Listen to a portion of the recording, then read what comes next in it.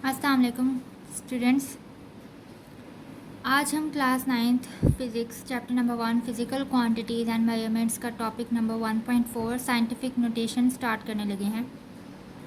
सबसे पहले what is scientific notation and why it is useful. Scientific notation is a method of expressing very large और very small numbers using power of 10. It is useful because it simplifies the representation and calculation of such numbers, making them more manageable. अक्सर औक़ात हमारे पास बहुत large numbers आ जाते हैं और कभी हमारे पास बहुत स्मॉल नंबर्स आ जाते हैं, तो उनको मोर मैनेजेबल और उनकी कैलकुलेशंस को इजी करने के लिए और उनको सिंपल वे में एक्सप्रेस करने के लिए हम जो मेथड यूज़ करते हैं उसे हम साइंटिफिक नोटेशन कहते हैं। फॉर एग्ज़ाम्पल यहाँ पे हमारे पास है distance of sun to earth. Average distance हमारे पास है 138 मिलियन किलोमीटर। अब 138 million kilometre is a big number. अब इसको सिंपल बनाने के लिए हम साइंटिफिक नोटेशन यूज़ करेंगे। सबसे पहले हमारे पास पॉइंट, लार्ज नंबर्स में पॉइंट बिल्कुल राइट हैंड साइड पर एंड पर होता है। अब हमें इसे इस तरफ मूव करवाना है। कितने डिजिट्स हम मूव करवा रहे हैं? 1 2 3 4 5 6 7 8। तो यहाँ पर हमारे पास वैल्यू आ जाएगी 1.38 इंटू 10⁸ किलोमीटर। अब ये जो नंबर है ये एक सिंपल नंबर है और इससे कैलकुलेशंस भी इजी हो जाएंगी। तो ये हमारे पास एक स्टैंडर्ड फॉर्म है साइंटिफिक नोटेशन की। यहाँ पर एक और शॉर्ट क्वेश्चन बन सकता है, why is using scientific notation convenient?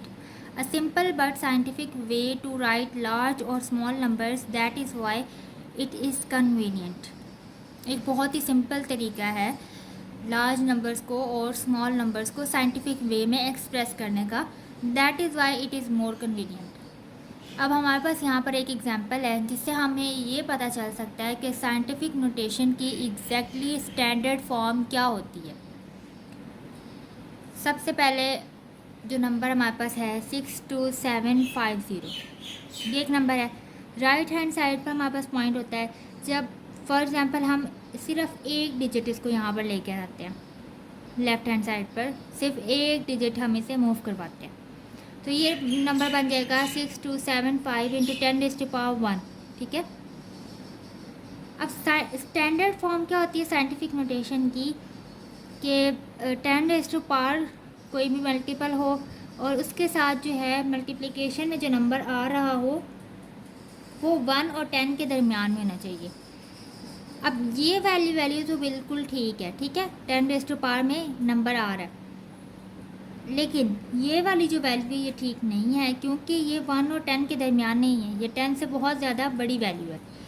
तो हम क्या करेंगे, हम एक स्टेप और इधर आ जाते हैं, हम एक डिजिट और इधर मूव करते हैं, तो हमारे पास जो नंबर बनेगा वो 627.5 इंटू 10⁻²। अब 627 जो है ये भी 10 से लार्जर है। हम एक डिजिट और इधर आ जाते हैं तो ये नंबर बनेगा 62.75 इंटू 10⁻3, लेकिन 62 भी 1 और 10 के दरमियान नहीं है। एक और डिजिट हम इधर मूव करवा लेते हैं। अब एक और डिजिट हम इसे यहाँ पे मूव करवा लेते हैं तो ये नंबर बन जाएगा 62.75 इंटू 10⁻3। 62 भी 1 और 10 के दरमियान नहीं आता। वन मोर डिजिट हम इधर पॉइंट को लेकर आएंगे तो ये बन जाएगा 6.275 इंटू 10⁻4। अब 7 डिजिट्स हम इधर मूव हुए हैं तो 10⁻4 आ गया है और स्टैंडर्ड फॉर्म भी हमारे पास आ गई है क्योंकि 6 जो है वो 1 और 10 के दरमियान होता है। और एक और चीज़ ये होती है कि पॉइंट से पहले सिर्फ एक नॉन ज़ीरो डिजिट नंबर होना चाहिए। ये स्टैंडर्ड फॉर्म है साइंटिफिक नोटेशन की जो तीनों कंडीशंस पूरी कर रही है। नेक्स्ट एक और एग्जांपल है, the diameter of a hydrogen atom is this number, this is very small number. ठीक है, ये बहुत स्मॉल है और इसमें हमने पॉइंट को मूव करवाना है राइट हैंड साइड की तरफ। अब हमारे जहन में एक ये भी क्वेश्चन आता है कि ये जब हम पॉइंट को मूव करवाते हैं तो पॉइंट से पहले जब हम स्मॉल नंबर्स में मूव करवाते हैं राइट हैंड साइड पर, तो पॉइंट से पहले कुछ ज़ीरोज़ आते हैं, लेकिन हम उनको नहीं लिखते। और जब हम लार्ज वैल्यूज़ में पॉइंट को लेफ़्ट हैंड साइड की तरफ मूव करते हैं, तो तब भी कुछ ज़ीरोज़ होते हैं पॉइंट के बाद, हम उनको नहीं लिखते। इसलिए नहीं लिखते क्योंकि इन ज़ीरोज़ की कोई वैल्यू नहीं होती। हाँ, नॉन ज़ीरो डिजिट जब हमारे पास आ जाए तो उसकी कोई ना कोई वैल्यू होती है, तो उसे हमें लिखना पड़ता है। फॉर एग्जांपल इस केस में अब हम इस पॉइंट को राइट हैंड साइड की तरफ मूव करवा रहे हैं। कितने डिजिट्स हम मूव करवा रहे हैं? 1 2 3 4 5 6 7 8 9 10 11 डिजिट्स हम मूव करा रहे हैं। तो यहाँ पर 10⁻⁻11 आ जाएगा क्योंकि हम राइट हैंड साइड की तरफ जा रहे हैं। सेकेंड, हमारे पास सिर्फ एक डिजिट होना चाहिए पॉइंट से पहले लेफ़्ट हैंड साइड पर, यही हमारे पास स्टैंडर्ड फॉर्म बनेगी। और 5 जो है वो 1 और 10 के दरमियान है। तो ये बिल्कुल एक हमारे पास स्टैंडर्ड फॉर्म है साइंटिफिक नोटेशन की। नेक्स्ट हमारे पास आ जाता है question number 3, how is a number written in scientific notation. अब साइंटिफिक नोटेशन में नंबर को हम किस तरह से लिख सकते हैं, ये मतलब एक प्रॉपर आंसर है, शॉर्ट आंसर है आपके पास। बाकी मैंने आपको कॉन्सेप्ट क्लियर करवा दिया। अब आपको इस शॉर्ट आंसर को लिखना कैसे है, तो वो ऐसे लिखना है, to write a number in scientific notation move the decimal point until only one non-zero digit remains on the left. The number of places the decimal point is moved becomes the exponent of 10. इसमें उन्होंने यही बताया हुआ है कि हमने point को इतना मूव करवाना है कि पॉइंट से पहले लेफ़्ट हैंड साइड पर सिर्फ एक नॉन ज़ीरो डिजिट होना चाहिए। दूसरी बात ये कि जितने डिजिट्स हम पॉइंट को मूव करवाएंगे, तो वो जो नंबर है, अगर 4 डिजिट्स हमने मूव करवाया तो वो 10⁻⁻ में चला जाएगा, 10 का एक्सपोनेंट बन जाएगा। नेक्स्ट हमारे पास है question number 4, how is the exponent in scientific notation determined. The exponent is determined by counting how many places the decimal point is moving to get the number between 1 and 9.